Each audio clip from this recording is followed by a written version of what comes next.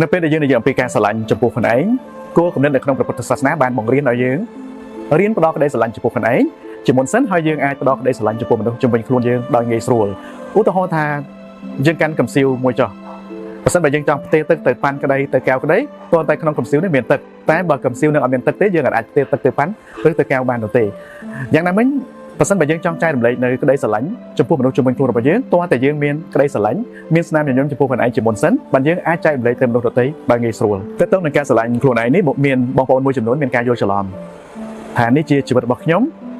ជាសេរីភាពរបស់ខ្ញុំចង់ធ្វើស្អីក៏បានចង់គិតអីក៏បានដោយមិនបានខ្វល់អំពីមនុស្សជុំវិញខ្លួនហើយមិនត្រឹមប៉ុណ្្នឹងទេពេលខ្លះភ្លេចថែរក្សាខ្លួនភ្លេចគិតខ្លួនឯងបដ ாய் ឲ្យខ្លួនឯងធ្លាក់ដណ្ដាបជួបប្រទះបញ្ហាលំបាកឆ្លក់វង្វេងជាមួយរឿងដែលខ្លួនកំពុងធ្វើដោយមិនបានងើបឡើងថែរក្សាសុខភាពឲ្យមានសុខុមាលភាពល្អព្រោះគិតថាដោយសារតែវាជាជីវិតខ្លួនឯងជាសេរីភាពខ្លួនឯងអញ្ចឹងមិនខ្វល់ពីអ្នកដទៃនឹងចាំន័យថាមិនត្រឹមមិនខ្វល់ពីអ្នកដទៃហើយមិនបានខ្វល់ពីខ្លួនឯងទៀតធ្វើឲ្យខ្លួនឯងនឹងធ្លាក់តម្លៃកាន់តែទៀតទៅ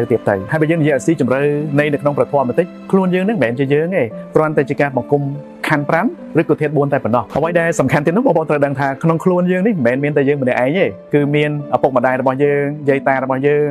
ដូនតារបស់យើងនិងពពកបរោះរបស់យើងបើសិនបើយើងមិនផ្ដោតក្តីស្រឡាញ់ចំពោះខ្លួនឯងមិនរៀនថែរក្សាខ្លួនឯងមិនស្រឡាញ់ខ្លួនឯងមានន័យថាយើងក៏មិនបានផ្ដោតក្តីស្រឡាញ់ចំពោះយាយតាឪពុកម្ដាយពពកបរោះនិងដូនតារបស់យើងផងដែរបើនិយាយអំពីជីវិតជាក់ស្ដែងបច្ចុប្បន្នហ្នឹងក៏មិនមែនមានន័យថាយើងនៅម្នាក់ឯងដែរគឺយើងមាន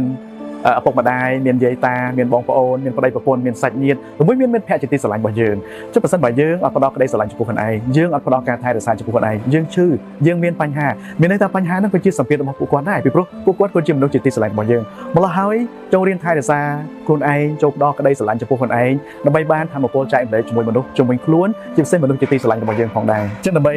ផ្ដោតក្តីស្រឡាញ់ចំពោះខ្លួនឯងទីមួយដ៏សំខាន់នោះបងប្អូនត្រូវរៀន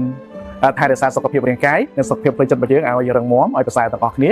ហើយទី2ត្រូវរៀនរស់នៅជាមួយវិន័យមានន័យថាមិនបដែតបដោយខ្លួនឯងឲ្យធ្វើនៅអំពើណាមួយលក្ខណៈខ្ជិលច្អូសឬមួយធ្វើនៅអំពើណាមួយដែលមិនជាប្រយោជន៍សម្រាប់ខ្លួនឯងនិងមនុស្សជុំវិញខ្លួនរបស់យើងហើយចំណុចដ៏សំខាន់ទី3នោះរៀនខ្សែគប់មនុស្សល្អៗឲ្យបានច្រើនដើម្បីជាសេចក្តីសុខ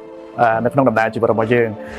ទី4រៀនអភិវឌ្ឍខ្លួនឯងតាមរយៈការសិក្សារៀនសូត្រតាមរយៈការចូលវគ្គបណ្ដុះបណ្ដាលផ្សេងៗតាមរយៈការអានសៀវភៅតាមរយៈការរៀនស្ដាប់ឲ្យបានច្រើនអញ្ចឹងទាំងអស់ហ្នឹងជាផ្នែកដែលយើងបន្តការរៀនសូត្របន្តការអភិវឌ្ឍហើយអ្វីដ៏សំខាន់ទី5នោះគឺខិតខំប្រឹងប្រែងធ្វើការឲ្យអស់ផលិតភាពមានន័យថាប្រសិនបើយើងធ្វើការនៅអង្គភាពណាគួរតែដាក់កាយដាក់ចិត្តក្នុងការធ្វើកិច្ចការហ្នឹងហើយពង្រឹងសមត្ថភាពពង្រឹងជំនាញរបស់យើងឲ្យកាន់តែប្រសើរនេះហើយឲ្យឈ្មោះថាការផ្ដោតក្តីស្រឡាញ់ចំពោះខ្លួនឯងនិងការផ្ដោតក្តីស្រឡាញ់ចំពោះមនុស្សជុំវិញខ្លួនយើងអរគុណច្រើន